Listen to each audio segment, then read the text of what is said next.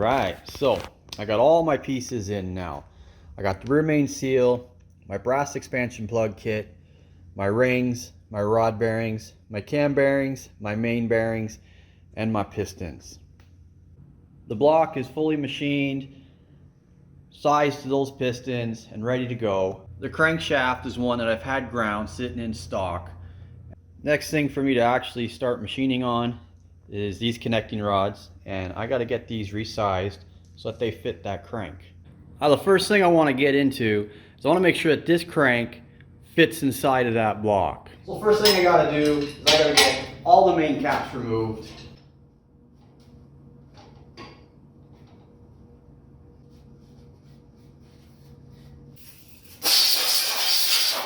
Now with everything all cleaned up, including my hands, I'm going to go ahead and I'm going to sit all the bearings into the housing bores.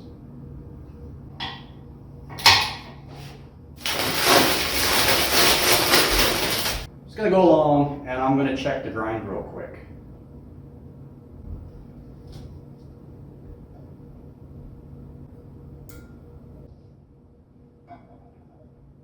Now I'm going to go along and I'm going to check my connecting rod journals as well. Okay, so I've checked out my crank and I am 100% pleased with the workmanship that the guy that grinds my cranks for me has delivered. Yet once again, they're just beautiful grinds. This man only grinds cranks. That's his entire business. I'm going to take a measurement here of this front journal just because it's easy to get at.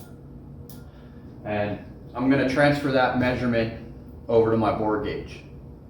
So with my bore gauge all set and all my bearings are torqued into the housing bores, I'm going to go ahead and take a comparison. So with the bore gauge all set up and slid into my torqued up main bearings here, I can see what my vertical oil clearance is going to be, and I'm getting in the vicinity of 2 3/10, 2 4/10, or 23 10,000ths, 24 10,000ths.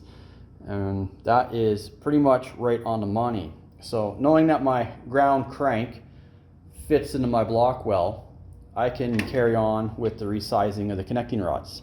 So I'm ready to work on these connecting rods. One of the first steps I like to do is take each rod and cap, and I like to rub the surfaces on some sandpaper real quick, a little more aggressive than I am with one hand right now. And all I'm trying to do is knock off any burrs that might be on here.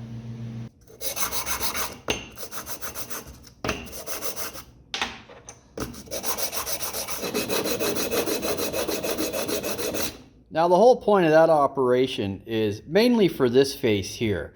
And the reason is, the next step is to grind the split lines. And that is done in this machine just like so. And we clamp it in there and we swing this thing over a grinding stone. Now, when you set the rods in, it's supposed to sit nice and flat on this bar here. But if we had a burr on there, this thing could be sitting cockeyed like so. Now, I know this is an exaggeration, but you get the idea. If there's a burr, it's not going to be sitting flat. Now, I want to talk about this gauge I got up here. And this is something I come up with just through over the years doing rod resizing and coming into a couple common annoyances. And before I start grinding rods or caps, I like to just slap them up on here and just sweep it across until I find the lowest point. Now at this point here, you can either set it at the 0. For me, this is a common job for me. I just remember what number it was at. So even if it was there, I just remember that number because it's information I only need to remember for a moment. But nonetheless, we'll just set this up at 0. So we know that that's our lowest point here. This way here, when I set the connecting rods or the caps in this machine and I fire it up and I start doing my grinding, I can come up here and I can see how much material I've removed. And this way here, I can keep tabs on it. And I'll know if I took off too much or not enough. And this way I can keep them consistent. So I've got my gauge up there, set at 0 on the radius of this connecting rod.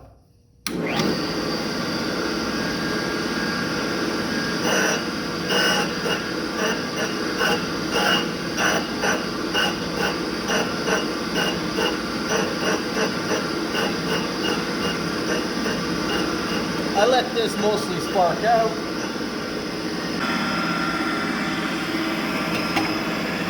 And now I can come and check and see how much material I removed.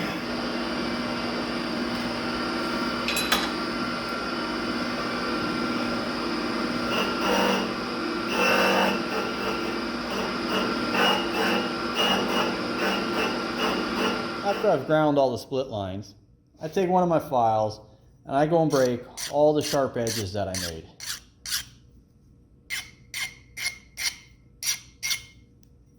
I do the same with the rods. And I take a chamfer tool and I like to break the sharp edge inside all the bolt bores.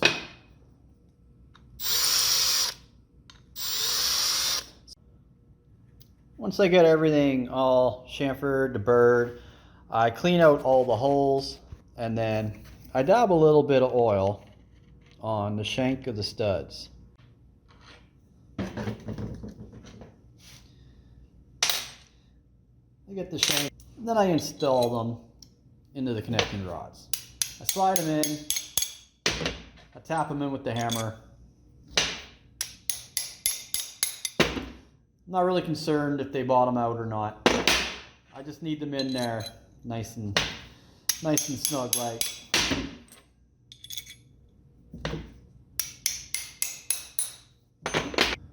Then I head on over to my press. Got a little bit of a fixture set up for it.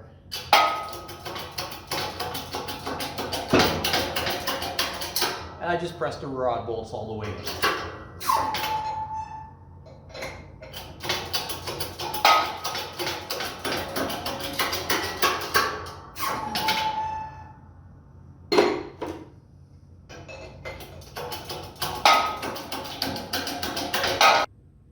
Once that's done, I pair up the rods with the matching caps and I slide them all into the rod vise. Get some oil on the threads and then run on the nuts.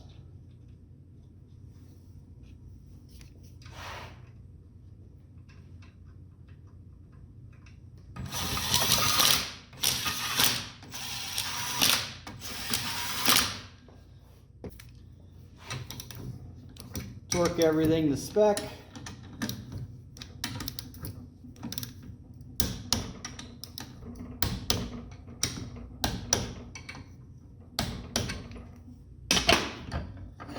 And repeat.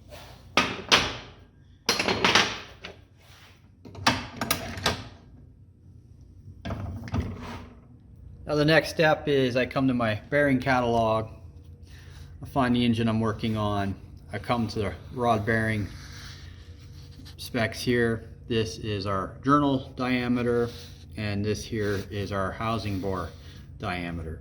As you can see, we got a low and high limit. I set my mic up to the low limit and then I transfer that information over to my bore gauge. And then I pair them up by matching the pairs based on the new bore diameter since I've ground the split lines. And I proceed to rough home them, and I'm going to aim for 1/1000 above my target.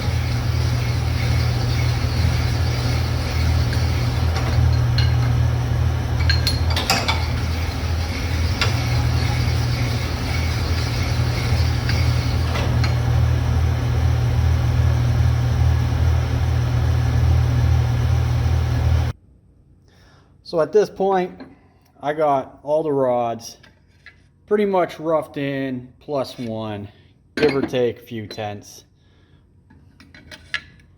And now they've all got a little bit of heat built up into them. The honing action creates some heat. So I'm going to step away from this for a little while, let them cool down.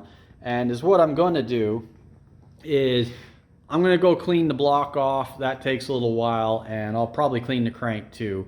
And when I come back, these will be all cooled, and then I'll carry on here. Okay, so a ton of things have happened in the last little while. When I left off, I had these roughed in plus 1,000ths, and I left them here to cool off for a bit. Then came over to the other side. I washed the block. I washed the crankshaft. And I washed all the pistons and wrist pins. I then came back to the hone. I honed everything down to the 0. Left them in here to cool again. Came back to the assembly side. And I drove all the cam bearings in. And then using one of my house cams, I threw it in there just to make sure that it fits the way it's supposed to. While I was here, I decided to drive in all the expansion plugs.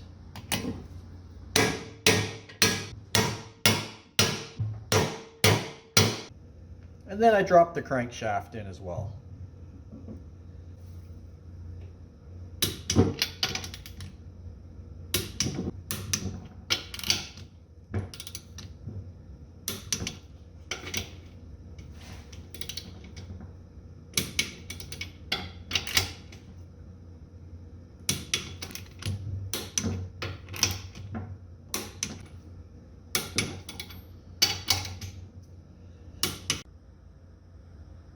After I got the crank and rear main steel in place, I torqued up all the main caps, and now I can come in here and verify that I have adequate end play.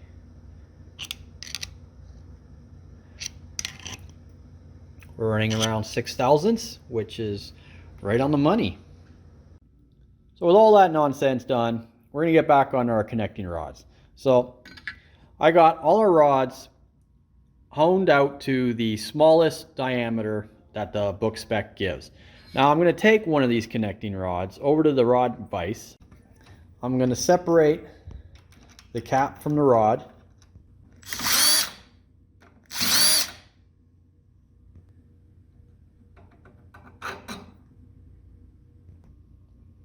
And I'm going to install the shell halves into the cap and the rod. And then torque it back together. And I'm going to come back to the crankshaft that's sitting in the block right now. Knowing that all the journals are exactly the same size, I'm going to take a measurement of one of these journals and then transfer that information over to my bore gauge. And now compare that measurement to my connecting rod with a torqued up bearing in it. And as we can see, we got about 1 3/10. So that is the vertical oil clearance. Now, I'd like to see a little bit more than that. So knowing that our rods are all sized to the minimum, I have 8/10 to play with on the diameters. So now I'm going to reset my gauge so that I have about another 0.5 to get to the 0. Hone all those rods out to the new 0 and retorque up the bearing and check that same vertical oil clearance, which should theoretically bring me to about 1 8/10 vertical oil clearance, which is kind of right where I want to be. I'll take 1 8/10 to 2 2/10.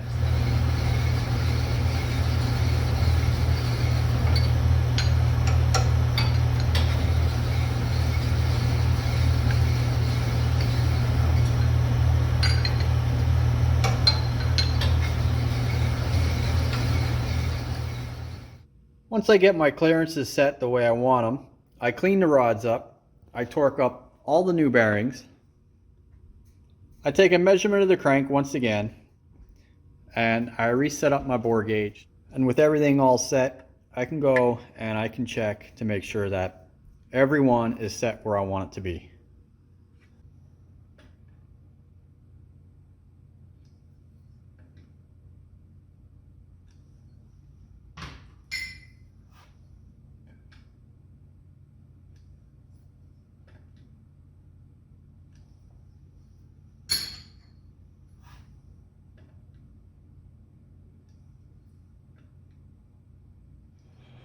And with my oil clearance all set, that's it for the work on these rods. And now, using my sun-in induction rod heater, I can go ahead and hang the pistons on these connecting rods.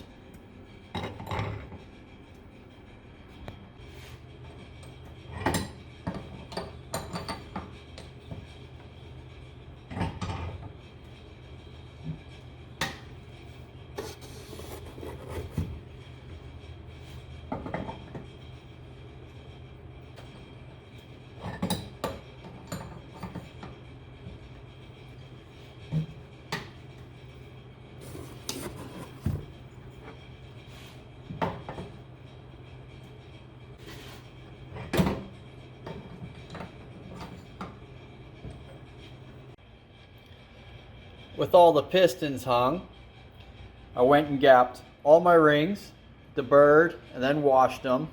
And now I can get them fitted on the pistons. And now that all my rings are on, I can get all the bearings fitted in. And with all the bearing shells installed, I can go ahead and get the bolt guards on.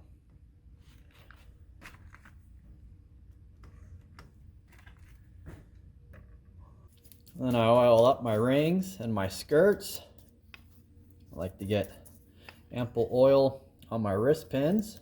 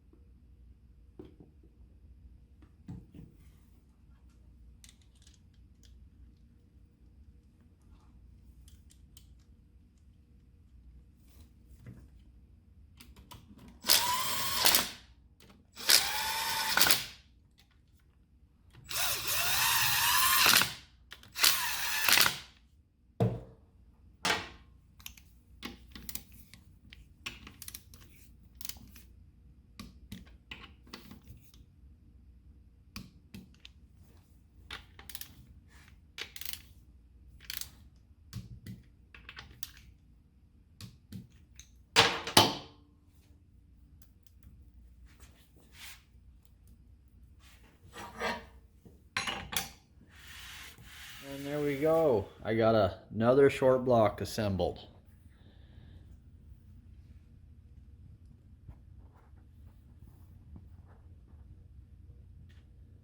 And as you can see, getting a little bit of a collection going here. So that's going to be it for this video. I hope it was mildly entertaining at least. And thanks for tuning in, guys. With that being said, I do got one more 302 block next door in the machine shop right now. And I got to do the gasket face here and finish honing the cylinders. Maybe we'll come up with some video for that. It's kind of quite the repetitive thing going on lately. But, you know, I had this production run of 302s and a handful of 350s. And since I sold 2 this month, I got 2 more cores that have came in. And I got to tear these apart, inspect them. If they pass inspection, machine them up, and turn those basically in the exact same thing that that one is.